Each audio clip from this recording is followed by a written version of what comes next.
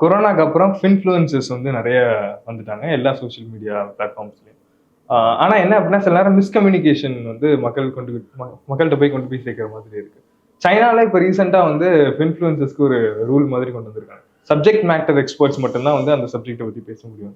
இந்தியால அது தேவைப்படும்னு நெனைக்கிறீங்க? இல்ல நம்ம ஒரு டெமோக்ரஸி எல்லாரையும் பேச விடணும். பட் ஒரு விஷயத்த சிம்பிளா சொல்றேன். ஈஸியா பணம் சம்பாதிக்க முடியும் அப்படின்றது ஃபின்ஃப்ளூயன்சர் சொல்லக்கூடிய ஒரு விஷயம். இது ஈஸி, நீ ஈஸியா கத்துக்கலாம் அப்படின்னு. ரெண்டாவது, ஹை ரிட்டர்னை ஈஸியா பண்ண முடியும் அப்படிங்கிறது. இந்த ரெண்டு விஷயம் தான் ஃபின்ஃப்ளூயன்சர்ஸ் இந்தியாவில் அதிகம் பயன்படுத்தக்கூடியது. இந்த ரெண்டுமே வந்து என்னை பொறுத்த வரைக்கும் சரியான ஒரு எக்ஸ்பெக்டேஷன் செட்டிங் இல்லை. ஏன்னா அவங்க சொல்றது அவங்களுக்கு ஃபாலோவிங்கை பில்ட் பண்றதுக்கு, அந்த ஃபாலோவிங் அவங்க எந்த டைரக்ஷன்ல வேணா கொண்டு போகலாங்கிறதுனால இன்வெஸ்டர் தான் தன்னை வந்து நெறிப்படுத்திக்கணும். இன்வெஸ்டர் தான் தன்னை வந்து பாதுகாத்துக்கணும்.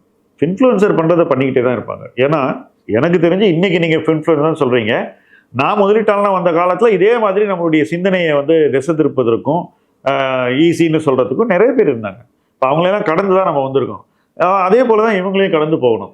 ஹை ரிட்டர்ன் பண்ண முடியும், இது ரொம்ப ஈஸி. இந்த ரெண்டு விஷயத்தையும் வந்து சொன்னானா அவனை நீங்க நம்பக்கூடாது.